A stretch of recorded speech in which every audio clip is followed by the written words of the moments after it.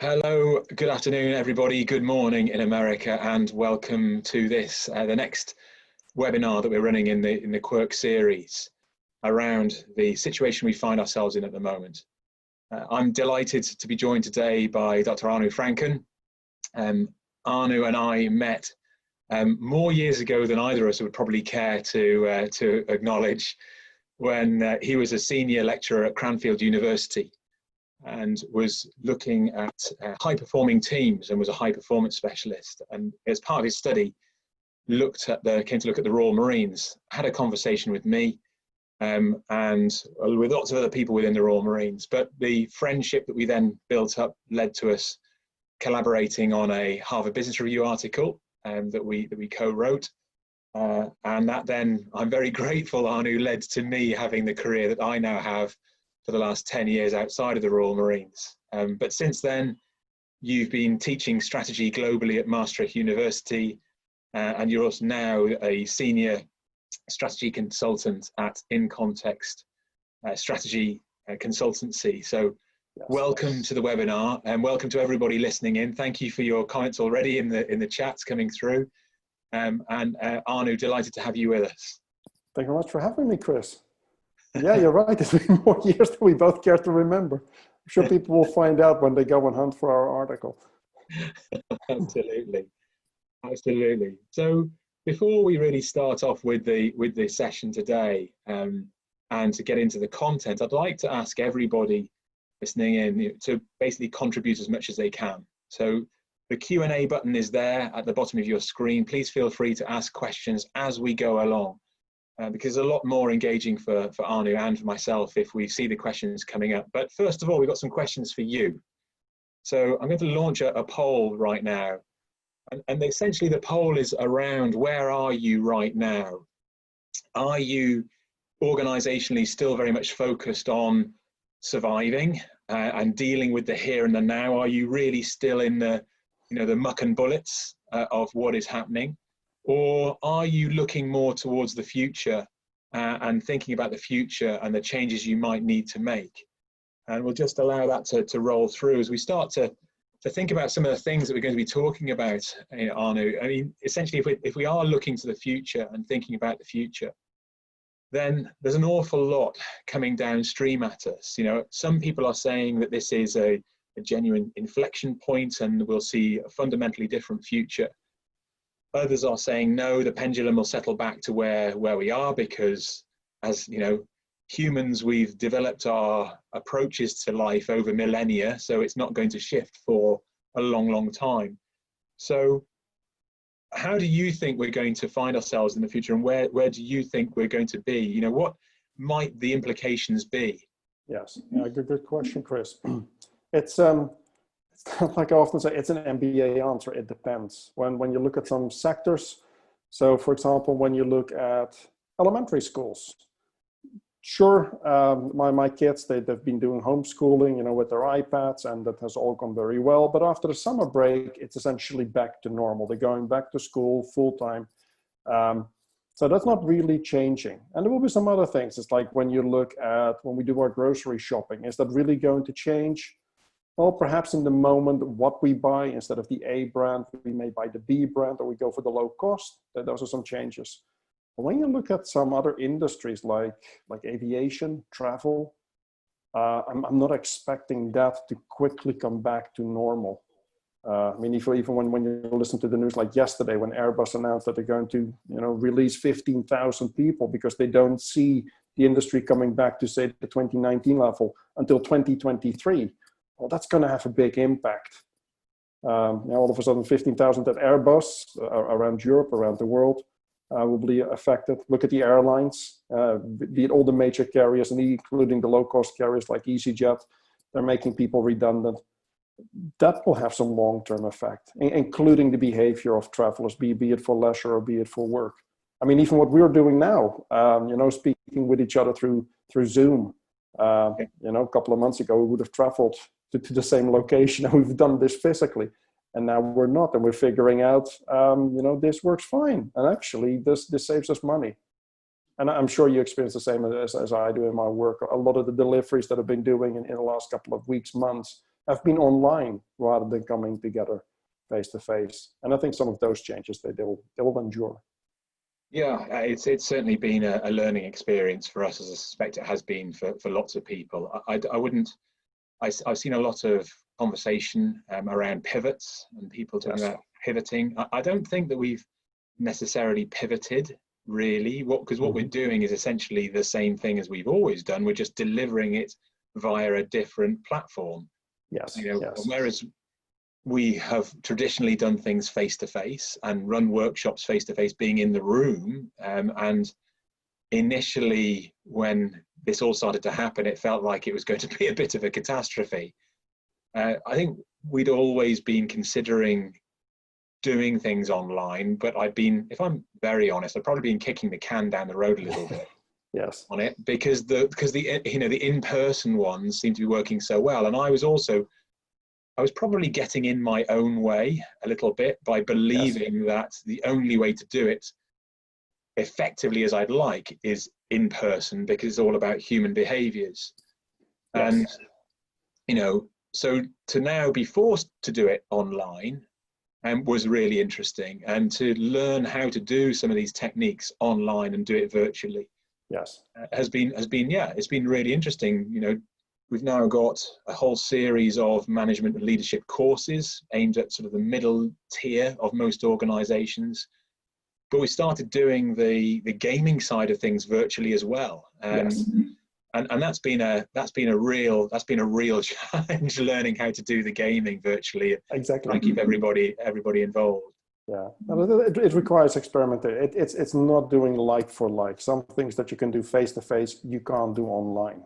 No, exactly. I mean, a lot of the simulations, business simulations that we do, or leadership development. Yeah, sure. When you do it face to face, there are different things that you can do and that you can't do online. So, for example, if it's face to face, you can be far more expansive. You can elaborate. You can improvise. You can go with the moment, with what's happening. Yeah. When you do things online, it needs to be more scripted. It needs to be more focused. Typically, you do it with a smaller number of individuals as well.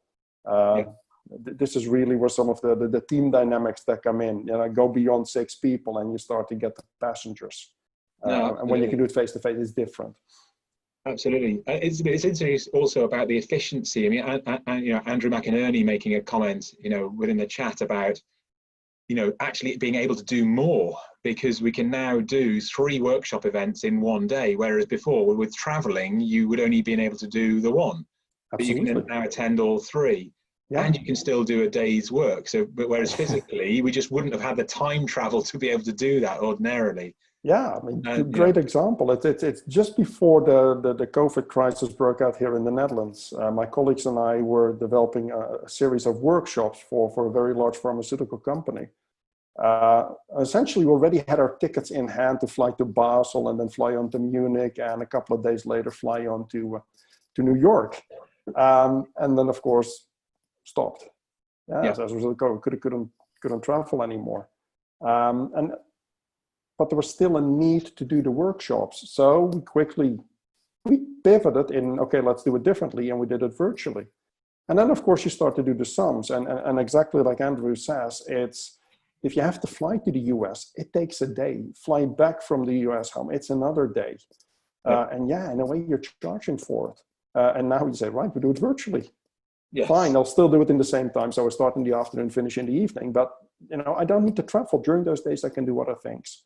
No, absolutely, and I think I agree with that, and I also agree with Vivek has made a comment about the video.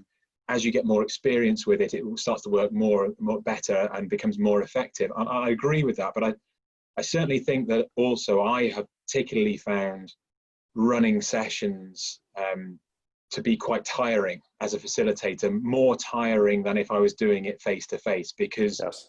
You really do need to focus on everybody. You need to use lots of breakout rooms. You need to make sure everyone's engaged, and you need to set some ground rules that everybody must have their camera on so you can see people and they're not just off making a cup of tea. Exactly. So that side of things is certainly shifting. But the poll is quite interesting.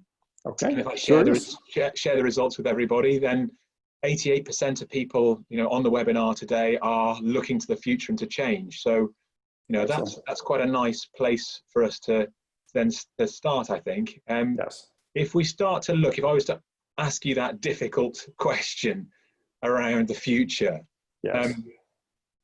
recession, potential shrinking to nationalized views rather than a globalized view, fracturing of previous globalized alliances, Yes. on top of what the pandemic might recur, you know, and issues that we already had around trade disagreements, Brexit, etc. Yes. What does, in your mind, the future start to look like? I think it's interesting if we start also with the 13% who said we focus on the here and now, because I think that's also where part of the answer resides. Because naturally we focus on the here and now first. It's the element of essentially I need to protect. The world is changing. Of course, when COVID started and pressed on the big pause button and changed the world for everyone, the natural reaction is I need to protect. I need to protect myself, my family, my business. And as a result, the focus is on the here and now. Now, of course, what it also brings is this feeling of uncertainty, feeling of anxiety, and so what will tomorrow bring? And of course, what we all like to have or hear is, look, this is the crystal ball, and let's look in it, and this is what life will look like. Yeah. And I think part of that response of we need to protect and safekeep, it will stay to some extent. And then to some extent, it's probably sensible. I mean, what we've learned as a result of the COVID crisis is if all your supplies are coming from China and for whatever good reason, they can't be shipped to your location, yeah, your business comes to a standstill. Yeah. I mean, another good example, kind of at the beginning of the crisis, in Germany, they realized that they couldn't get enough face masks. And I said, wait a minute, we design and manufacture the machines, which we then ship to China. And we even create the fabric, which we also ship to China. And then it comes back as face masks. I said, wait a minute. And there's a shortage here. That doesn't make sense. We should be making some of them. And yeah, Germany is undoubtedly more expensive as a country to manufacture things than in China. But they say, wait a minute, there needs to be some rebalancing. I don't think it's realistic to say, right, we need to bring everything back, go back to onshoring instead of offshoring. Right. But I think certainly there will be some companies that say, right, wait a minute, we need to start thinking about this differently. No, absolutely. Some things home and some things, again, look at some factories. It takes years to build them. So even if you say we're going to bring it back, it will take years. It will take a massive investment. Which isn't always realistic. So yeah, so I'm sure some of it will come back and some of it will stay, and we will think and work about it differently. Absolutely. I mean, it is this sort of question, isn't it, around, evolution versus revolution, and, yes, where the pendulum ends up. Yes. I think the interesting thing for me is seeing how people are starting to pick, what they want to take forward. Anita's made, the comment, in the chat that there's a definite need when you're online to keep the personality and the energy levels really high to keep people engaged. Yes. So, we can use it as long as it's done in the right sort of way. And Nigel making the point that actually, a lot of this is really good for work because he was supporting Dubai, which was 5,000 kilometers away from him, but also talking to a team member who was only 1 kilometer away from them, because of lockdown, and that was something that you wouldn't be able to achieve previously. So there are good aspects to come from this, and I think for me, it's once the pendulum starts swinging, it takes effort to stop it where you want it to stop. Yes, yeah. There's also always an overshoot. So for me, it is important for us to recognize that if we want to take certain things from this, we can't just carry on assuming that they will stick. We've got to make an effort for them to stick, and for it to change. And I think certainly for me, and I mentioned it in the video that I did around the launch of this webinar. For me, there's 3 reasons, or the evidence would show that there are 3 reasons why organizations fail. Yes.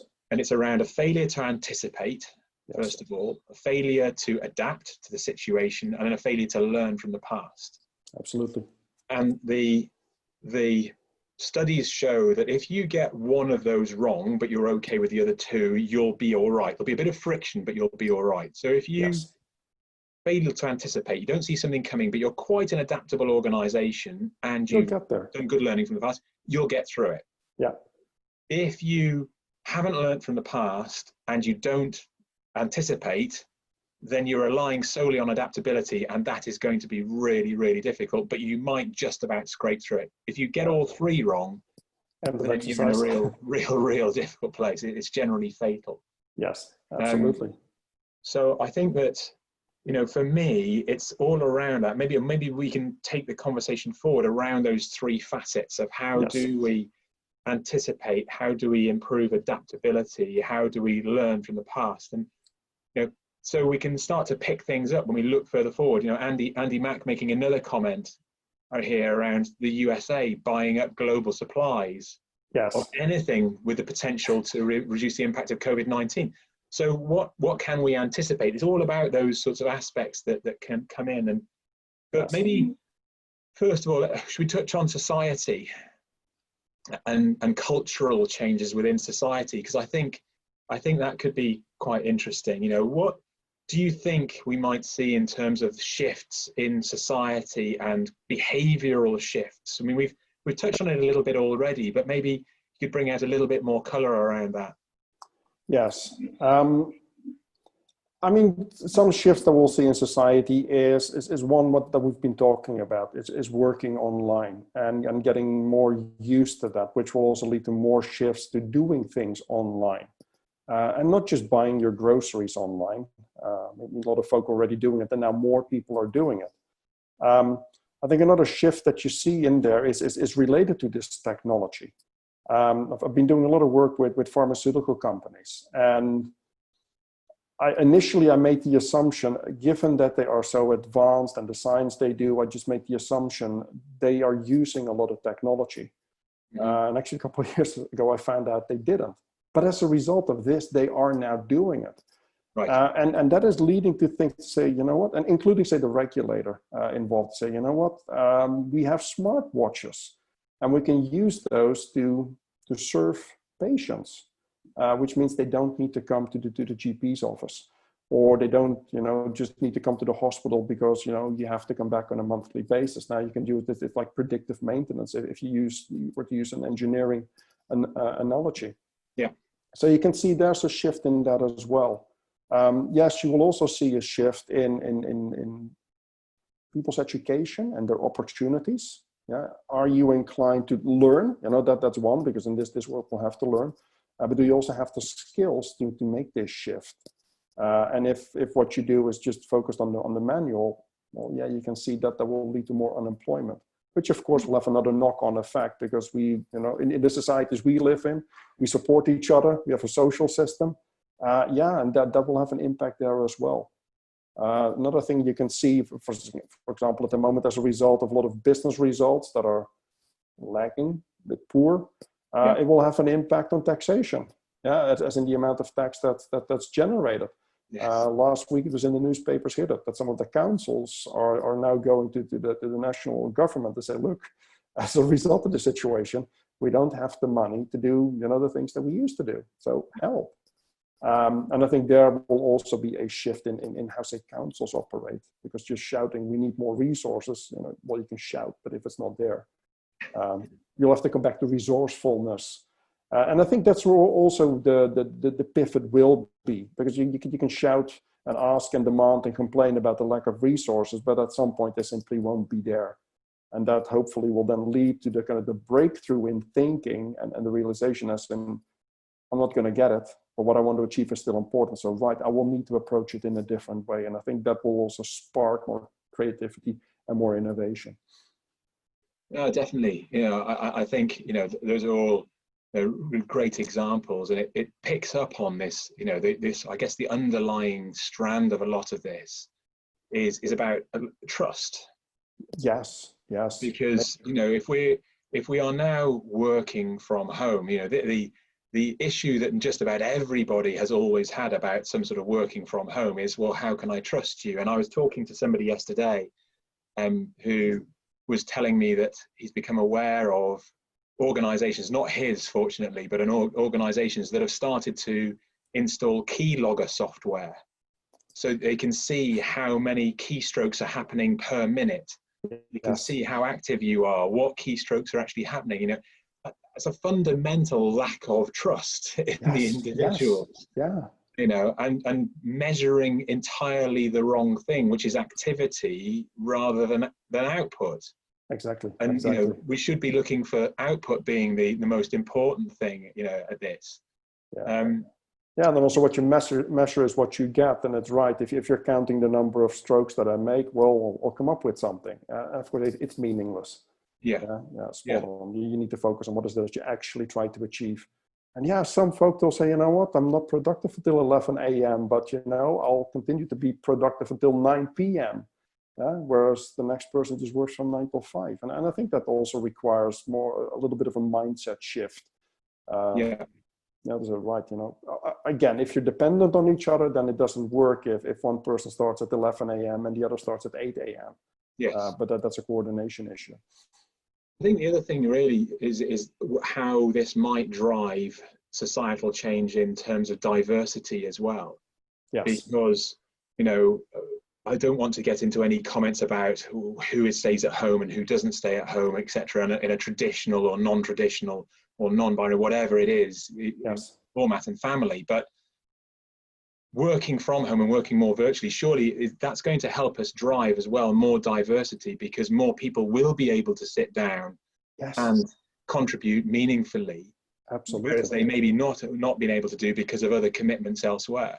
Absolutely. I mean, for all the obvious reasons. And I think it's also the other side that we often forget. It's, you know, stereotypical, not that it's right, but stereotypical, the man goes to work, the female partner stays at home, the mother stays at home and looks after the kids. Absolutely what you say, as a result of this situation, regardless if it's a man, woman, whatever, you can participate because everyone is working from home and everyone is having kids in the background or has a dog in the background. And I think regardless who goes to work and is the main breadwinner, when you're all at home, I think it helps to bond within the family. If I look at myself, I work about 100 miles away from where I live, which means when I go to the office, it's early in the morning, I come home late in the evening. But now most of the time I'm working from home, which means I see my wife more often, I see my kids more often, I'm more part of their life, and they see a little bit more of me. And I think that's also a positive that's coming out of this situation. No, absolutely. There are obviously some negatives as well. You know, a couple of people raising the issue of the rise of domestic violence, which is led to believe is connected to the fact that people are spending more time at home. So yes, it's not the solution to everything. But Marta also raising a very good point here about that it's a really positive aspect for freelancers and for people with short-term contracts, because often for me, you know, and for the teams that I run with, one of the difficulties has been diary. It's been about getting the right people available at the right time, and sometimes that's had to wait. Whereas if we're able to do delivery virtually, we can maybe be a little bit more timely and get things done a bit faster than we traditionally could have done if people are willing to accept a virtual delivery versus a physical delivery. Exactly, and like the point that was raised earlier, when you don't have the travel time to get to your appointment, again, that also opens up opportunities.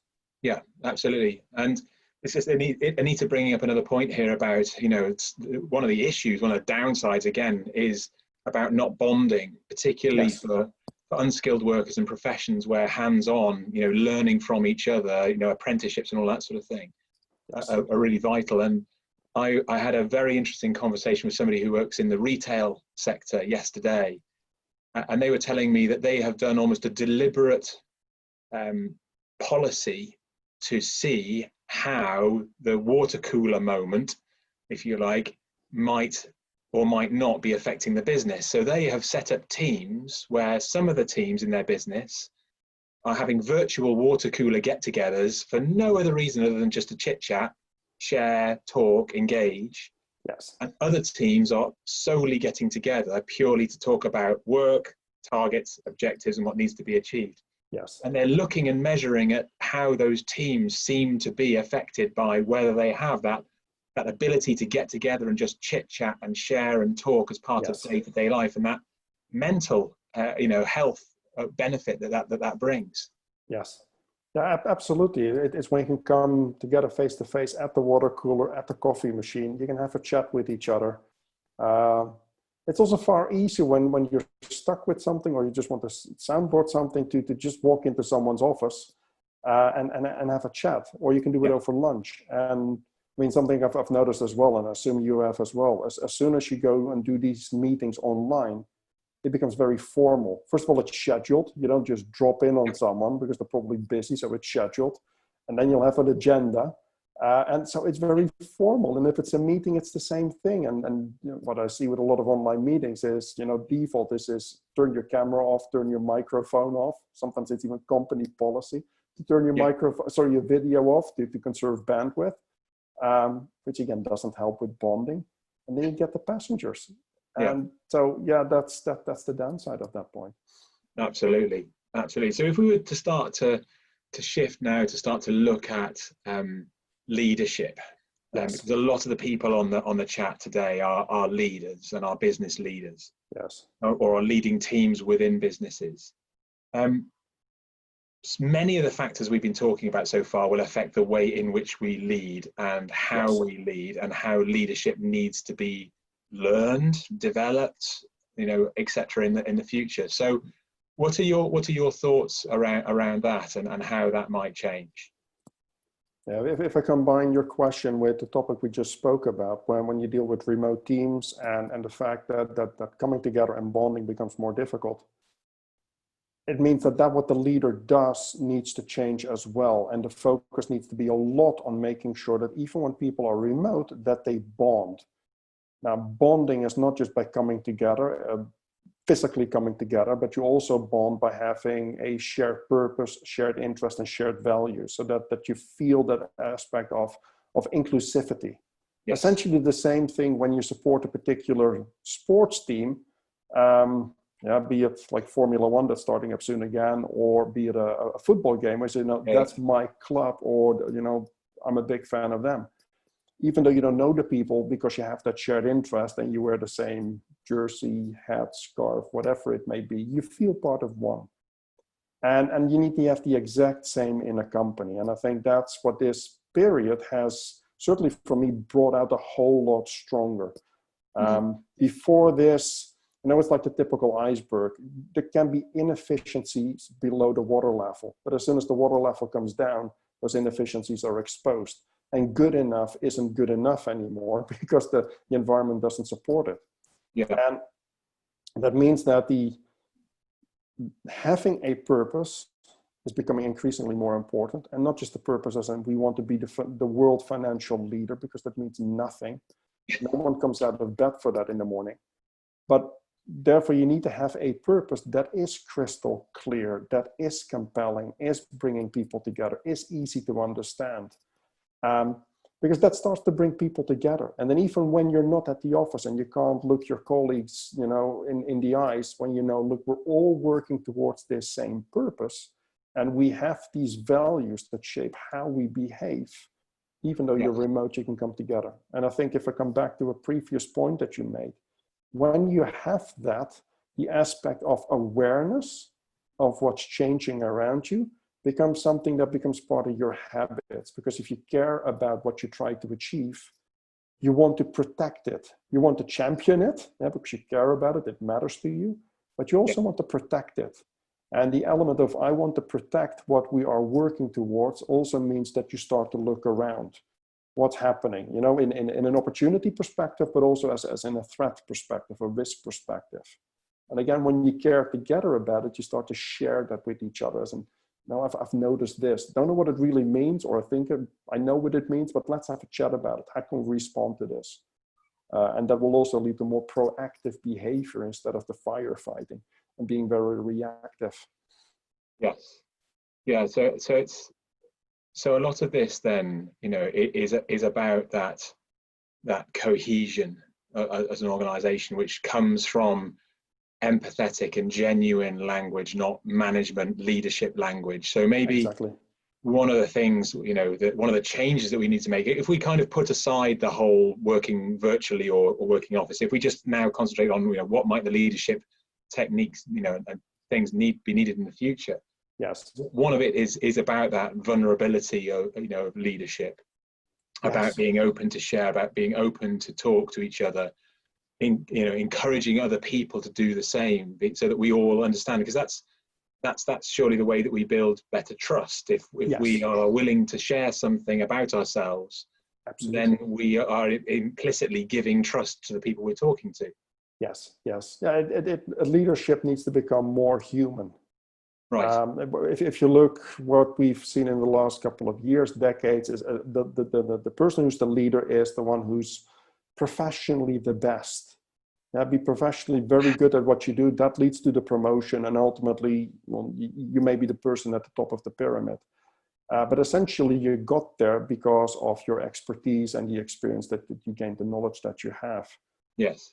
Now, that's all fine when you can work under the assumption that the environment in which you operate as an organization is stable and predictable, because then your knowledge and experience has ongoing relevance and value. But when I look ahead to the future and you look at all the things that are changing, be it just in the economy, when companies go out of business, it will have an impact. It means your customers will want different things.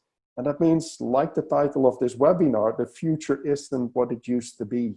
Yes. The past, yes, there are lessons that you can learn from it, and some of the knowledge and experience you've gained, even if it's in a different field, will be relevant, but not 100%. So the difficult thing as a leader is you have to admit, not just to yourself, but also to others, I don't know.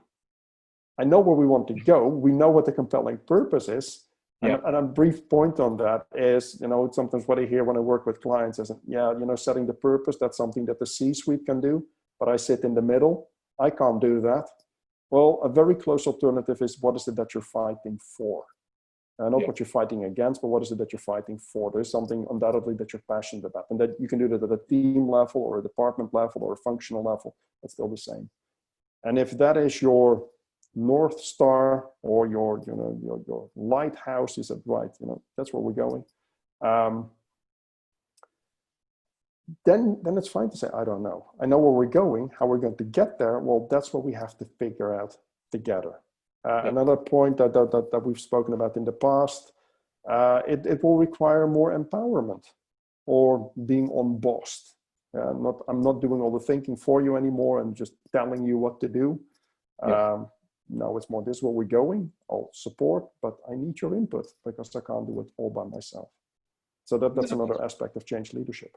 Absolutely. I suppose that plays really hard for me into that adaptability piece. If we talk about these 3 reasons why organizations fail, the adaptability piece for me is built around that middle layer being empowered, being able to make decisions, understanding the levels of decisions that they need to make. And a lot of the work that certainly we do with organizations is around helping them set those decision levels, helping understand how you can empower those middle layers. And I saw a great article this week from INSEAD, and it was saying that they did a study on a global telecommunications provider. And of 117 projects that they launched, 80% of the projects launched by the senior leadership failed, but 80% of the projects launched by the middle management and the lower levels succeeded. Yes. And so for me, it's almost about leaders getting out of the way. You talked about the North Star and the compass heading, and I think that's absolutely right. I think that for me, I'd like to see leaders really starting to lift their heads now, and building that trust in their organization so that the organization can become more agile, can become more adaptable, can make more decisions themselves, become much more higher tempo, if you like. Yes. The question often comes back, and Andy Parks has already raised it in a question on the chat, is how do you actually then make that happen? And a lot of it comes down to just setting some simple parameters, and delegations that people can work within. But I think that it needs to essentially people need to become more team obsessed than mission obsessed. For me, I think people get so locked into the mission and so locked into this is what we must achieve that everything drives towards it.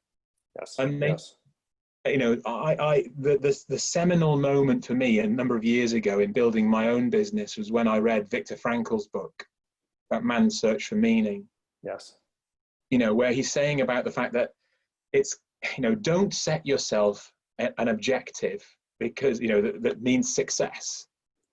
Because success is like happiness. You can never actually obtain it directly.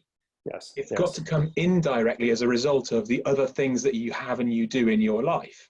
Absolutely. And it comes back to the purpose point that you know that you made so eloquently earlier on. I think that once we learn that if we do good things that are helping other people in the right way with a good team looking after our team, the success comes as an outcome of that. Absolutely. Not because it's been some sort of stated objective that sits on the shelf.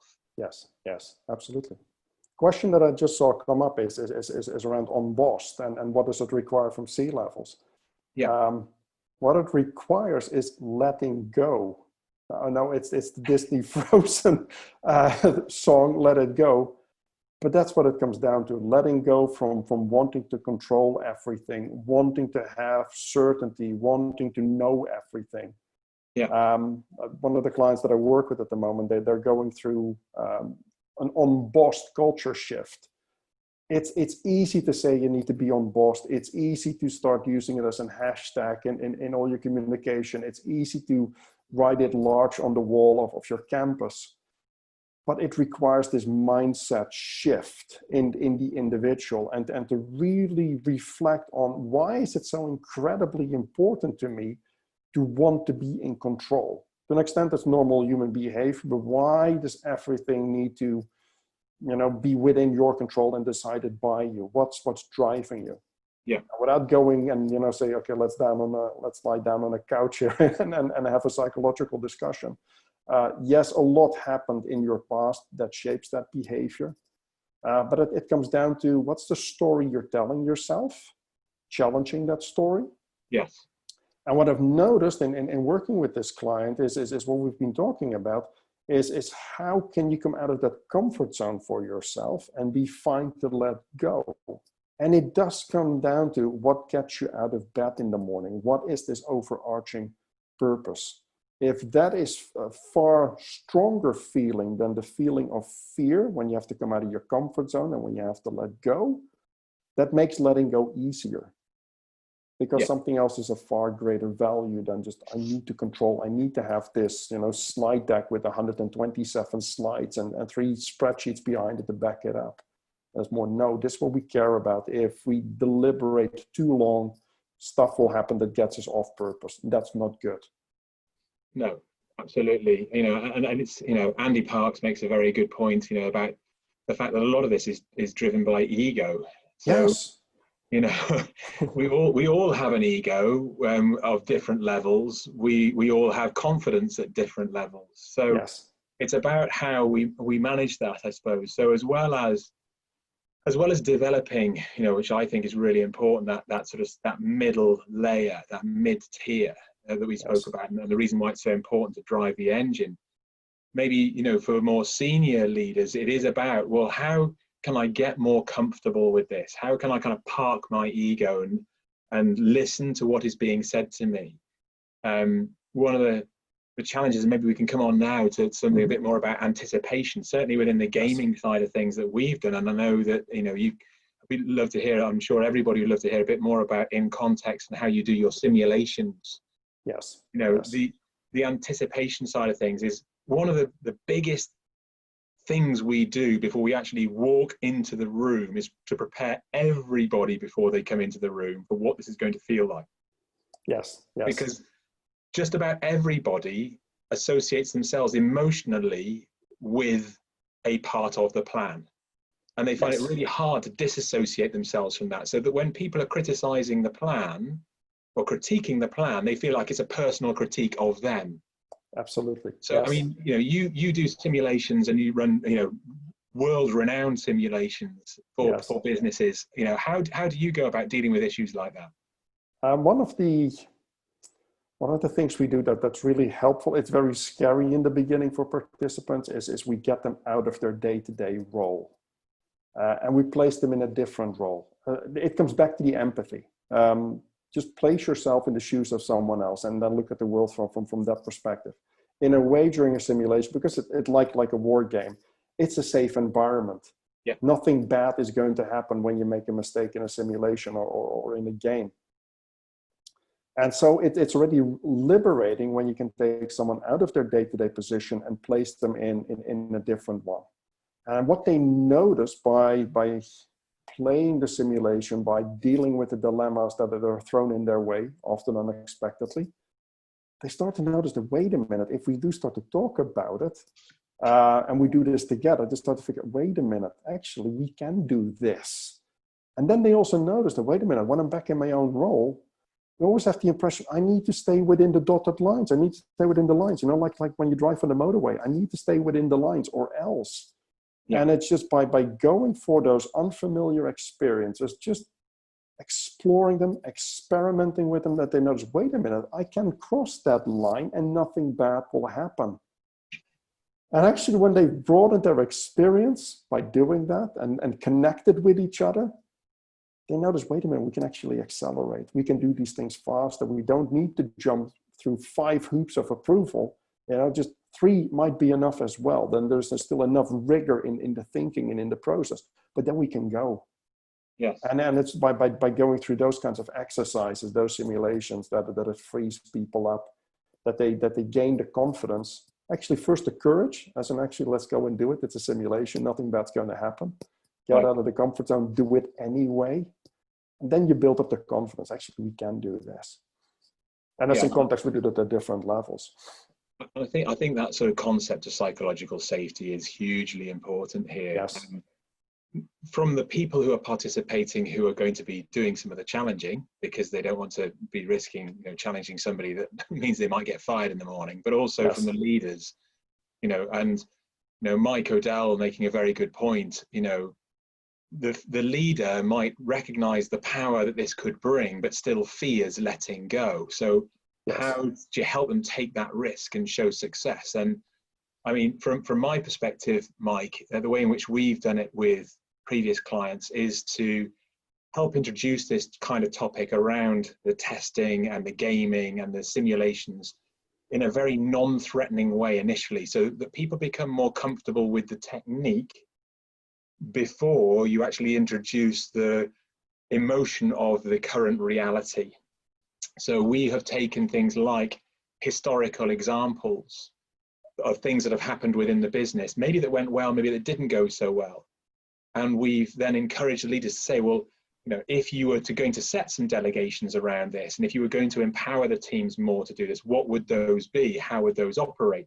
We then get the teams to start to actually plan against and within those parameters they've been set, to come back, so that leaders start to see in a way that's non-threatening, you know, how it can be highly successful and produce an awful lot. And that then encourages them to take more of a risk. And I suppose that's what a lot of this is going to be about, isn't it, in the future, Arnoud? It's going to be a lot about organizations being prepared, and leaders being prepared to take a bit more risk and to get away from this is what we have always done approach. Exactly, because that it won't help you, or even hoping that things will return, or just waiting for a little bit more certainty before you move. It's not going to end well.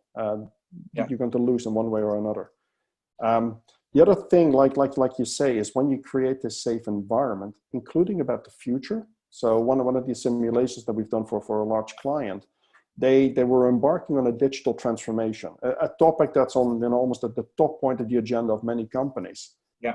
And when you look at the rational business case, certainly in their case, it made absolute sense to go for a digital transformation. The environment simply demanded it, literally, that they changed their ways of working, that their products were brought on the market a whole lot faster, more effective, more affordable, more accessible. So rationally speaking, it all made sense.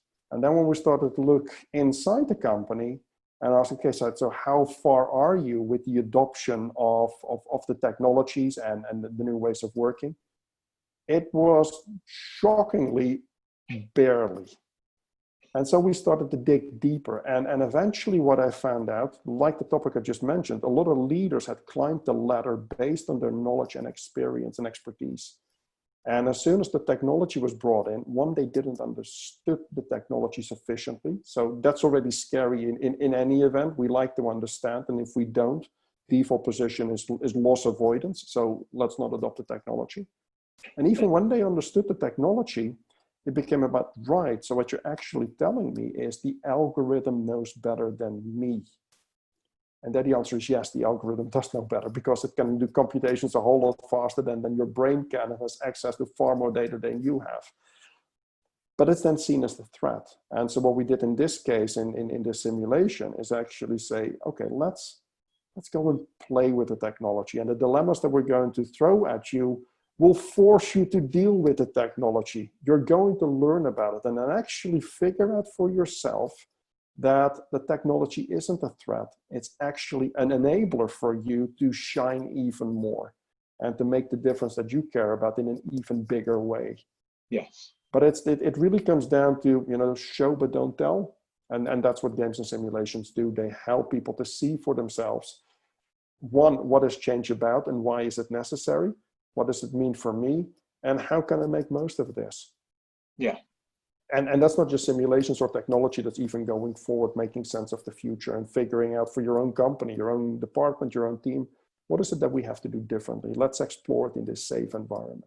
Absolutely. And several people, within the chat, making comments around, the role that and the skills that some female leaders have in terms of, empathy and, multi-thinking, life outside work, etc. And I think, yes, obviously there were huge strengths. And it was interesting for me, certainly when I was looking through Matthew Said's latest book about Rebel Ideas, this point around diversity of thought, not necessarily diversity by demographic. Because it might be that you have a female leader and a male leader and of different ethnicities or beliefs and backgrounds and all the rest of it. But if they've gone through the same sort of system of school, of education, similar course, being recruited to similar requirements, they essentially think the same way. Actually and act in the same way. So I think the diversity question is really hugely important. As long as we remember it's about diversity of thinking and of approach. Absolutely. Rather than just pure diversity through gender or anything else. And I thought he was quite brave calling that out, but I really enjoyed listening to that. Yeah, spot on. And reading it. Great example. I mean, it's if you were to look for, even out of curiosity, when you go on a jobs website, if you're going to apply for a job, it could be on LinkedIn, where you just have a look.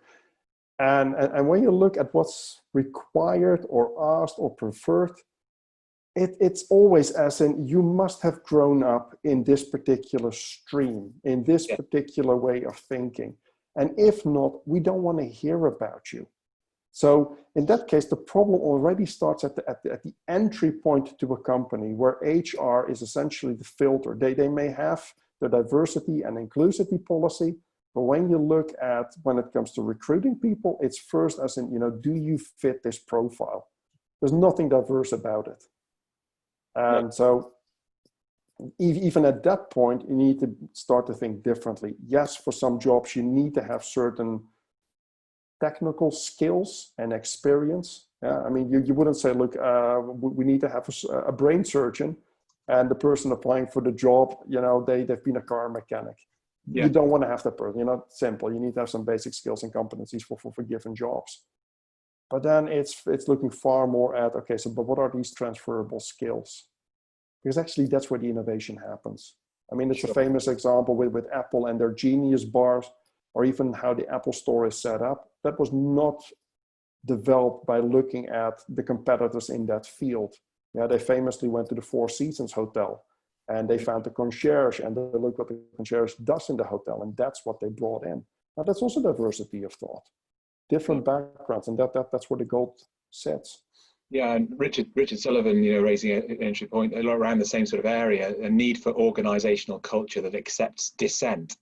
Yes. In order to add cognitive diversity and add value, regardless of where it's coming from. It's about that, that sense of dissent and challenge and critique, being open to it, being willing with it, and the skills that people might have to bring that in. Yeah, and I think also certainly on that point, the maturity that when you disagree, that you disagree on the topic and that it isn't personal. Yeah. And that's quite key. Because make it personal, and all of a sudden it's, well, I don't agree with what you say. That doesn't mean I completely disagree with everything about you. It's just, on that point, from this angle, on the content, I don't agree. And then you can have a very different conversation with each other. Yeah. And getting that as part of safe cultures, not easy to achieve, but super important. Absolutely. So if we just turn now a little bit to, with time running away with us a little bit to the so what, if you were to start to sum things up, what are the key aspects that you think, aside from the stuff that we've been talking about so far, that organizations should really be looking to try and embed and put in place right now, that will enable them to be more adaptable, that they can see the future coming a bit better, that they can learn from the past? What sort of aspects do you think should be really cementing and being put in place? Yeah, I think here it's going almost back to first principles. If you look at what's the business for, the business is not there for to make money. It's like you said earlier, that's just, that's a consequence. In the very first instance, a business exists because it addresses an unmet need that someone has, a customer. And when you look at customers and how and the customer can be another business, of course. When a customer looks at a business, they essentially ask themselves a couple of questions. The first question is do you see me? Second question is, do you understand me? That's where the empathy comes in. The third question is, can you help me improve my life? Whatever that situation is. And then the fourth question is, are you actually competent to deliver on that promise? So when you really boil it down, and that's something that I learned by looking at the Royal Marines, but also by looking at companies like Virgin Atlantic, Jaguar Land Rover, or Intercontinental Hotels Group, what it ultimately comes down to, between colleagues, between the company and its suppliers, between the company and its customers, is I will not let you down. So we have this shared purpose at the human level. So that's not about we want to become the global leader in finance, because that's internally focused. That's, if you put it bluntly, narcissistic.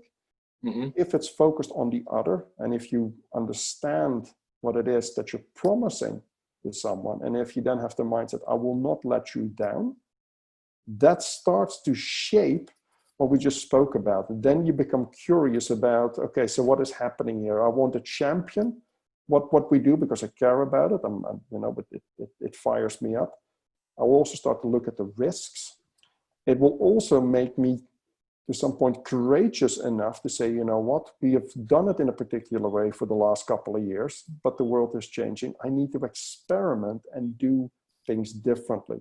Yes. The courage then will also come in admitting as I don't know it all, or I can't do it all by myself. I need to reach out to other people who care about the same thing as me, and together we need to make it happen. And I think that's where the adaptability comes in. That's where the awareness comes in. That's also where then the proactivity comes in.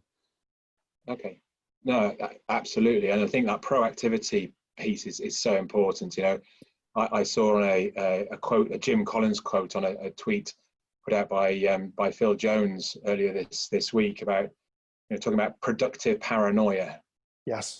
And being really focused on, what can we do next? What should we be doing next in terms of the technology that's coming through, but also entrance into our market, because this sort of situation that we're in right now creates incredibly fertile ground for all sorts of, challenges, if you like, or disruptors, if we want to call them, to pop up and through from everywhere, and to really change the landscape in a way that we hadn't previously perceived. So I think that, certainly that side of things and the customer expectations really important. I think that when I think back to my military time, dealing with uncertainty, when something happened to us that was unexpected and that we hadn't anticipated, we had a set of almost a model of actions that we would follow.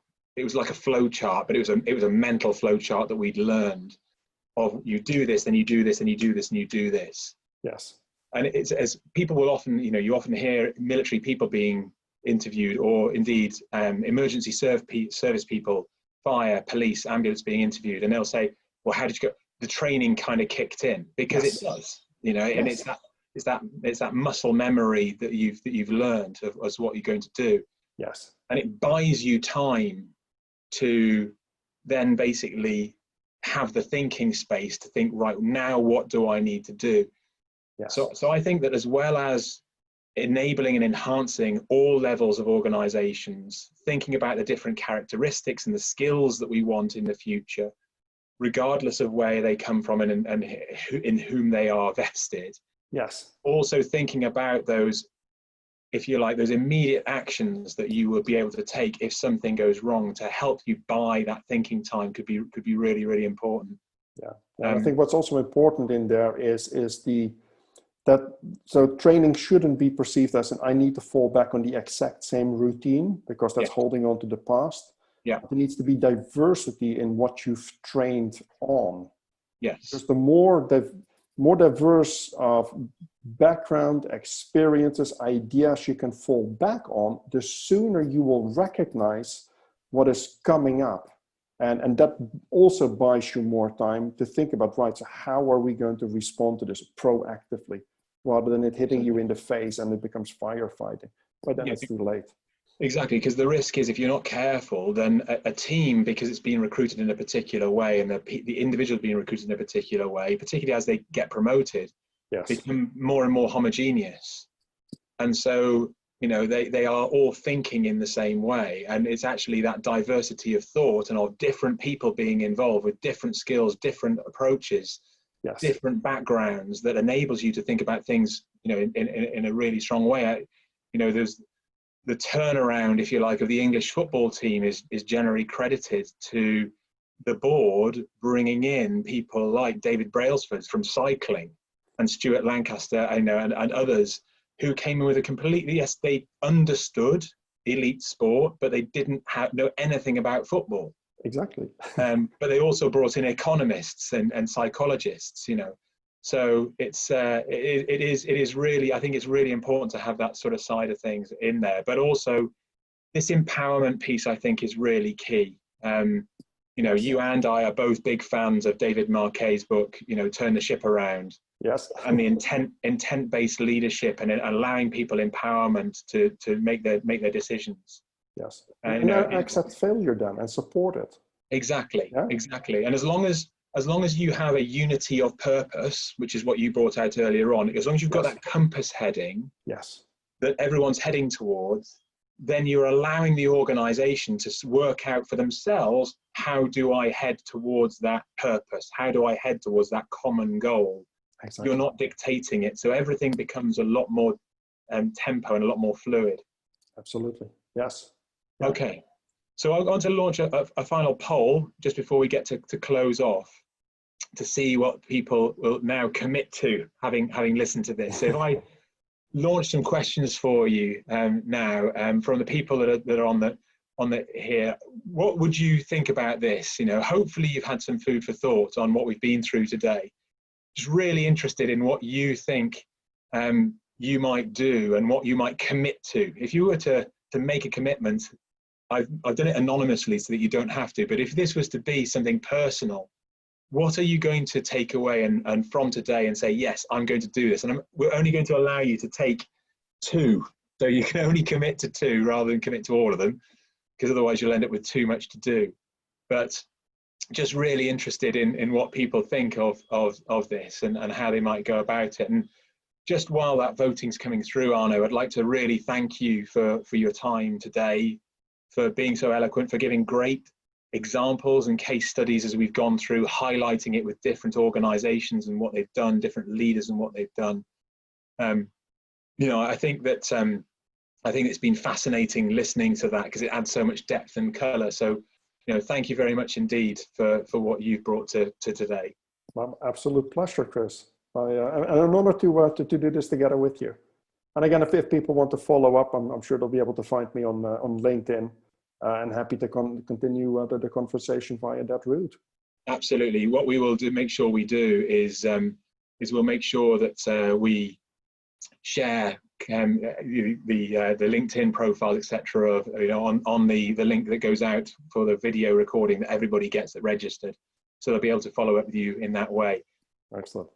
Before we started, Arnoud, you and I were saying, wouldn't it be interesting as to whether people go in this particular poll for the safe options? Yes. Of reviewing what we might need to do, where the skills gaps are.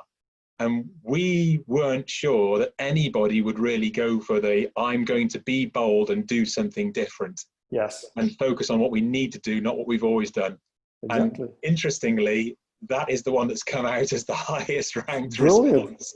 So it's certainly given me a lot of confidence. I hope that everybody's enjoyed the webinar. I hope you've all enjoyed listening to us and going through some fairly challenging and difficult topics at times. I know that some of them are, being a bit close to the bone, but at the end of the day, I think that's how we all develop and grow. So thank you very much for taking part.